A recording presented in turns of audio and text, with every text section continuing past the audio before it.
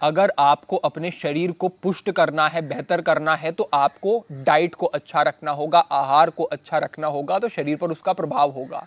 लेकिन आहार के साथ साथ कुछ ऐसी औषधियां भी हैं जो कि आपके शरीर को पुष्ट करने में, बल का वर्धन करने में, मांसपेशियों को विकसित करने में, पुरुषत्व को बढ़ाने में, टेस्टोस्टेरोन को बढ़ाने में, यौन दुर्बलताओं को समाप्त करने में और जो ब्रह्मचर्य नाश से नुकसान होता है उसकी रिकवरी में बहुत अच्छा कार्य करती हैं, बहुत ही उपयोगी होती हैं। ये औषधियां विख्यात हैं, आपने इनके विषय में सुना होगा और शायद प्रयोग भी किया हो।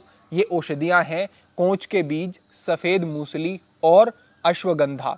लेकिन ये समझ लेना भी उतना ही आवश्यक है कि इनको कितनी मात्रा में प्रयोग करना है, कब कब प्रयोग करना है, इनका अनुपात क्या होना चाहिए, समान मात्रा में लेना है या विषम मात्रा में लेना है। ये समय के अनुसार, गर्मी का जैसे मौसम है तो इस मौसम में क्या अनुपात हो कि ये आपके शरीर में गर्मी भी ना बढ़ाएं और इससे जो लाभ है वो भी आपको पूरा मिले। क्योंकि हमें अनेक प्रश्न मिलते हैं कि अगर हम इन औषधियों का प्रयोग करते हैं तो शरीर में गर्मी बढ़ती है।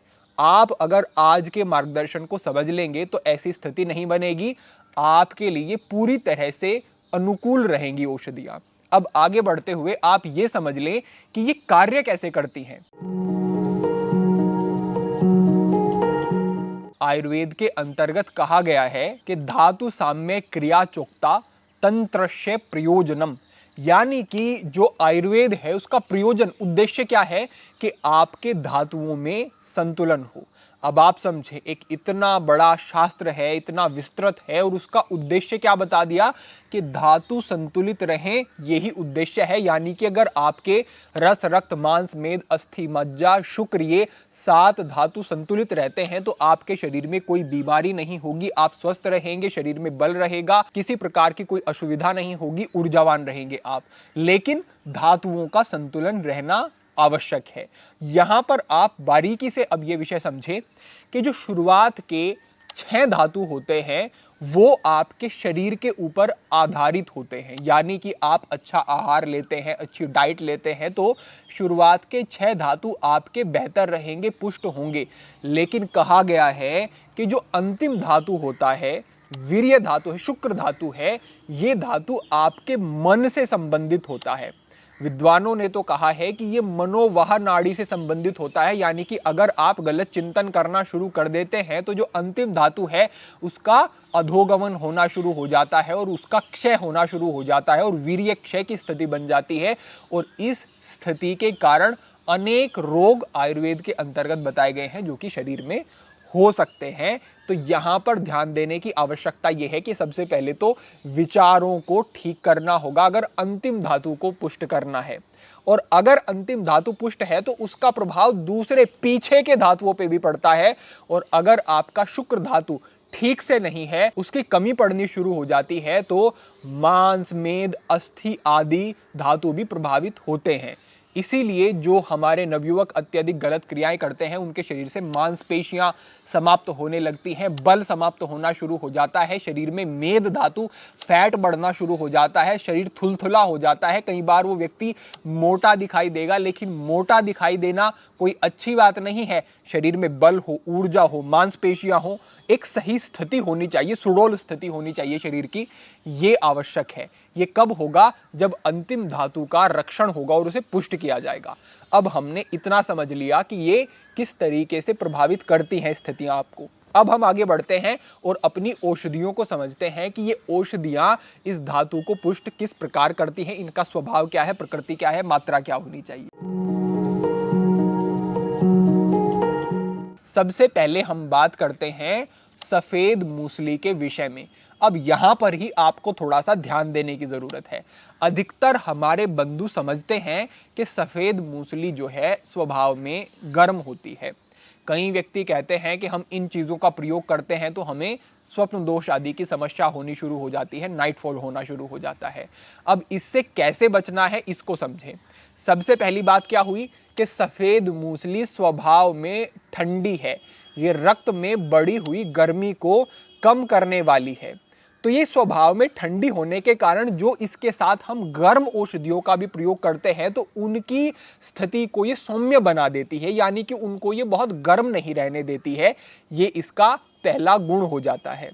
दूसरी बात यह है कि ये धातु को पुष्ट करने में विशेष उपयोगी है। ये स्टडीज में भी पाया गया है कि ये स्पर्म की मोटिलिटी को, स्पर्म काउंट को, स्पर्म वॉल्यूम को बढ़ाती है और काफी अच्छे प्रभाव देखने को मिलते हैं। जो नपुंसकता की स्थिति होती है पुरुषों में, उसको भी ये समाप्त करने वाली होती है।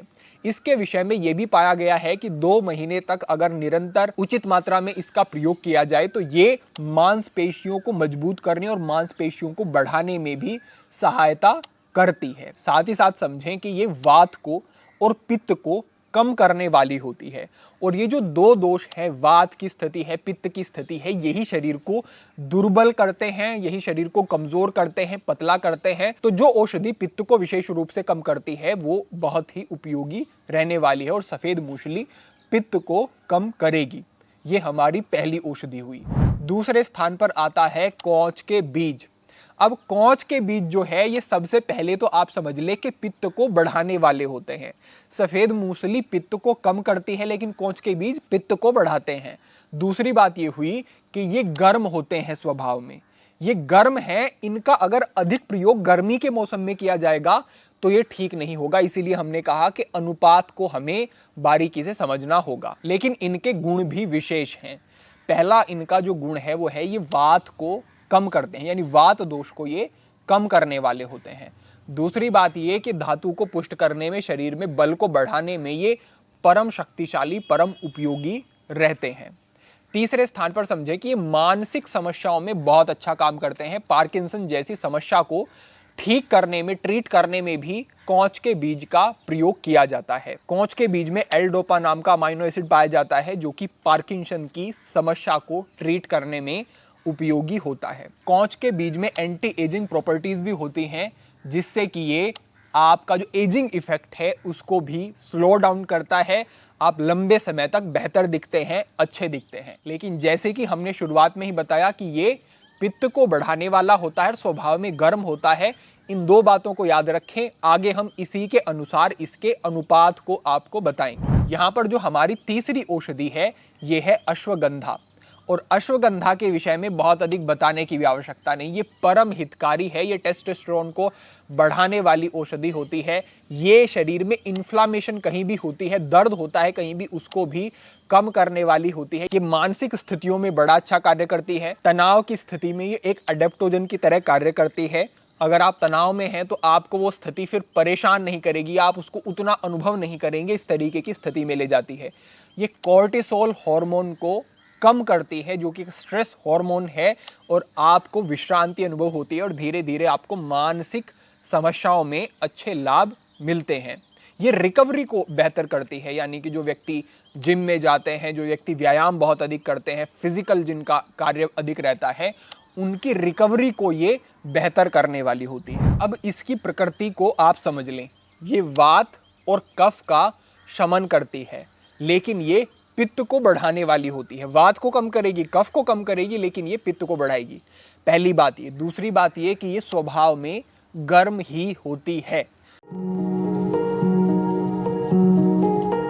तो यहां पर आप देखें कि जो सबसे पहली हमारी औषधि है वो पित्त को कम करती है और स्वभाव में ठंडी होती है, जो सफेद मूसली है।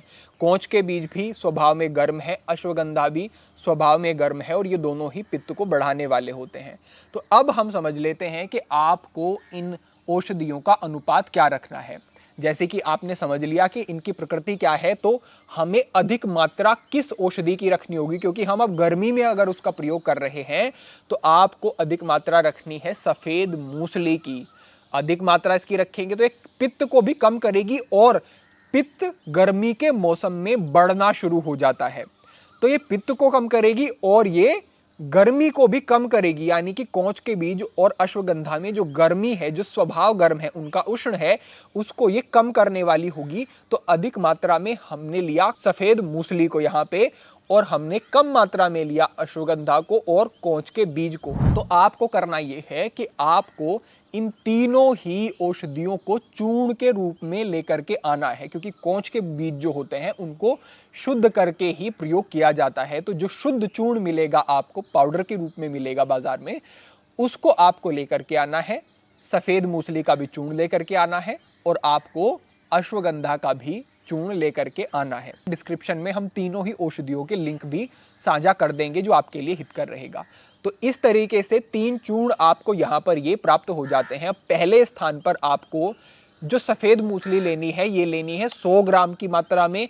कोंच के बीज जो लेने हैं आपको 50 ग्राम की मात्रा में, और आपको अश्वगंधा भी लेनी है 50 ग्राम की मात्रा में। तो हमने 2 गुना यहां पर सफेद मूसली को रख लिया। तीनों को एक स्थान पर ही मिला लेना है और एक कांच के जार में स्टोर कर लेना है आपको, और फिर इसमें से एक छोटा चम्मच की मात्रा में प्रतिदिन सोने से लगभग 1-1.5 घंटा पहले हल्के गुनगुने दूध के साथ आपको इस चूर्ण को आपको प्रयोग कर लेना है। इस तरीके से निरंतर आप इसका प्रयोग करते हैं तो ये आपके शरीर को पुष्ट करने में, और जो भी हमने पीछे लाभ बताए हैं उन सभी को आप प्राप्त करेंगे, और आपके शरीर में गर्मी नहीं बढ़ेगी, एक संतुलन बना रहेगा इन तीनों औषधियों का। और इस विषय में ध्यान देना और सही तरीके से मौसम के अनुसार चीजों का प्रयोग करना बहुत ही उपयोगी हो जाता है। इस तरीके से आप प्रयोग करें और इससे जो आपको लाभ मिलेंगे वो बहुत अच्छे होंगे, बहुत सुंदर होंगे, और कोई किसी प्रकार का दुष्प्रभाव आपको देखने को नहीं मिलेगा। अपेक्षा है कि पूरा मार्गदर्शन आपको ठीक प्रकार से समझ आ गया होगा। भविष्य में अन्य महत्वपूर्ण विषयों पर मार्गदर्शन होता रहेगा। सभी के लिए प्रार्थना, सभी के लिए मंगल कामना। आज के लिए इतना ही। ओम नमः शिवाय।